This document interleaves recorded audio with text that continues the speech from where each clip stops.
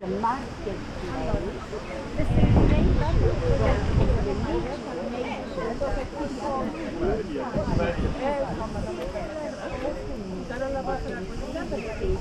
were found bones of animals that were sacrificed on altars to the goddess.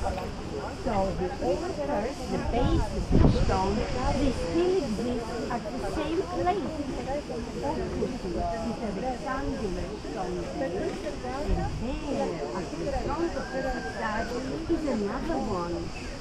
So here we are. The town of Knossos was star-shaped up to the south, and to the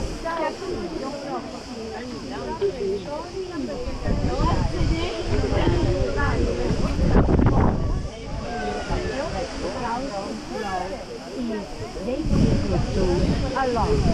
Let's continue the bunker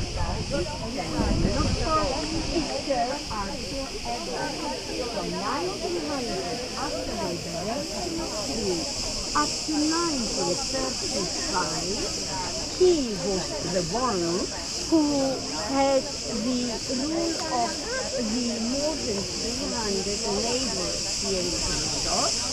There is another bus opposite from the side, a Cretan merchant whose father according to some owned land on this place, and he started to pay 1948. He started to this and told the world that he had found the palace of Knossos, the famous labyrinth. But he had to stop after 2 weeks of work when he found the jars in the showroom, because this was still under Ottoman occupation, and they saw the interest growing abroad. Many people came from the USA, from France. The German Freemen tried to buy the permission for the excavation here, but Evans was the most wealthy person of all of them.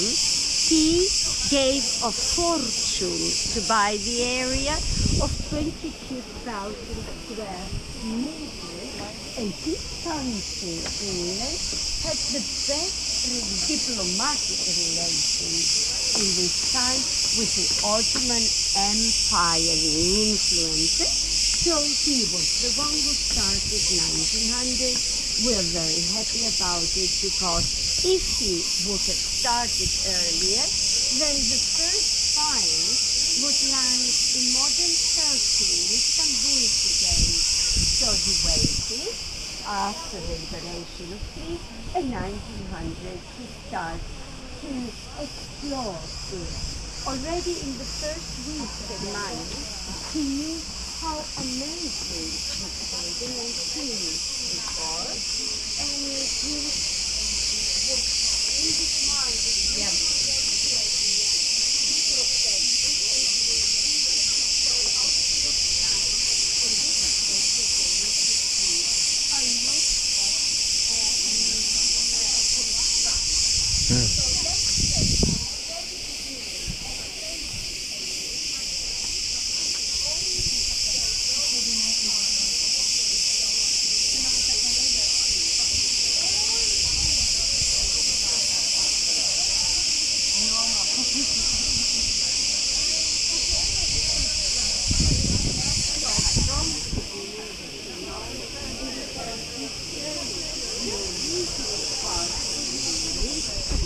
Look at this. Lowest part.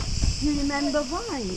Because everything above it that made the walls of the building was made incorruptible material, like you can see here in this reconstructed wall. It is all water-based bricks that were not baked in the fire like the Romans did later, but all in the sun. They were not dry yet, and they used them to build the walls. And they incorporated where you will see this yellow line. This was all cypress wood, vertical and horizontal. A frame they made, a frame. It was settled again the frequent earthquakes before.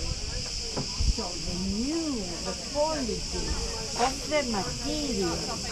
They knew how to use wood. And because they use so much wood, the reason is that it decays and only the stone part survives. You can see it very well here. The staircase I'm using is a reconstruction too. Some of the staircases were built in wood, some others in stone, only the ones in stone case exist, and we will see that at the central staircase. Now,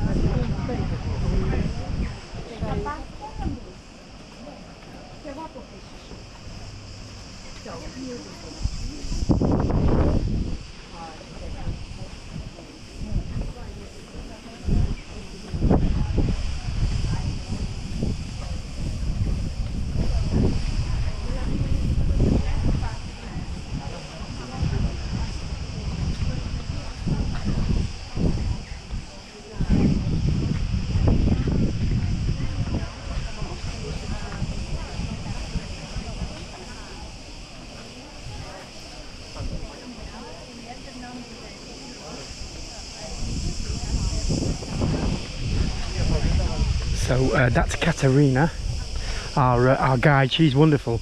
She's not stopped talking now on the coach and off it for 2 hours.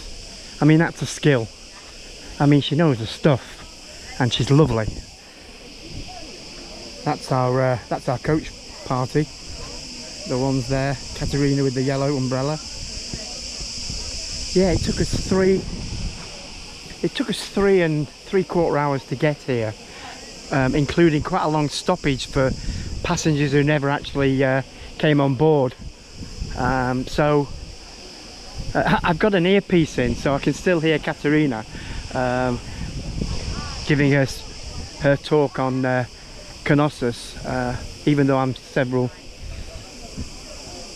meters away from her. Yeah, she's fantastic. It's quite a place, and I don't remember this from when I was 9. I kind of remember some of the pillars and the fact there was a lot of stonework, but it's yeah, look at this.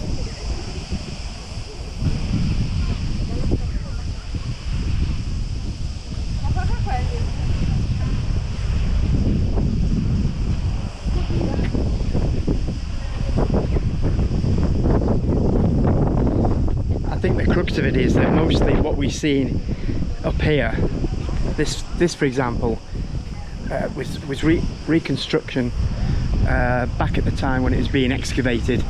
A guy called Evans, a British archaeologist, there's quite a story about it, but just the bare bones. He basically he did a dig here, and he decided that he'd reconstruct some of the building which may have existed, you know, 3,500 BC or a little later, because it's one of the later palaces. But I think the bottom line is, yeah, some archaeologists, some historians are not happy what he did, because it is his interpretation, and the materials they use, like concrete, wouldn't have existed in the time of King Minos. So yeah, you know, he was just given a bit of an adventure park sort of view of it, how it might have been, but it's only an interpretation. Yeah, okay, so I'll go back and take in what Katerina is saying now.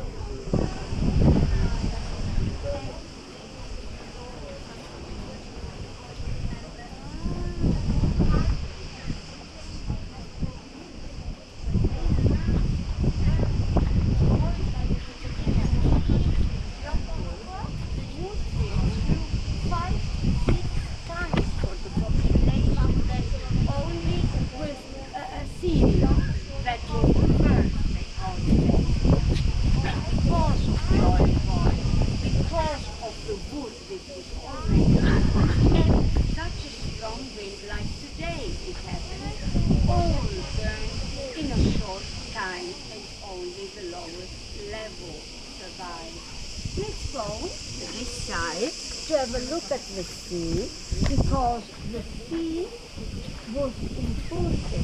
They were seeing the imagination, the way how they saw the sea, the life philosophy by the sea and communication.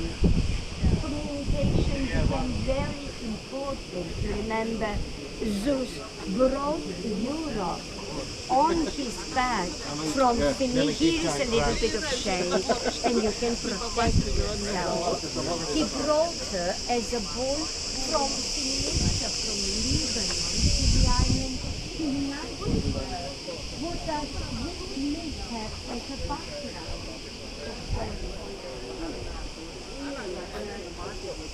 Yeah.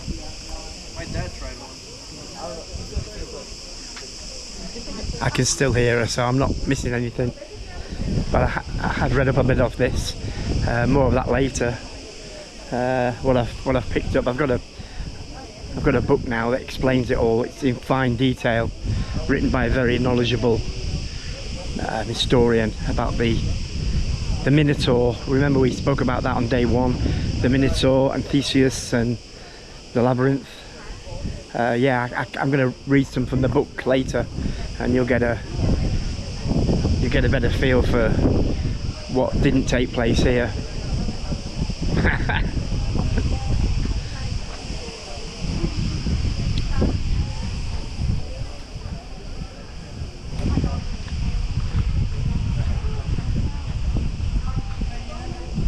Okay, on the basis that this is quite a long clip and they take forever to upload to YouTube, I'm gonna terminate just here, but I'll come back later when there's some more stuff to perhaps interest you, or not. Okay.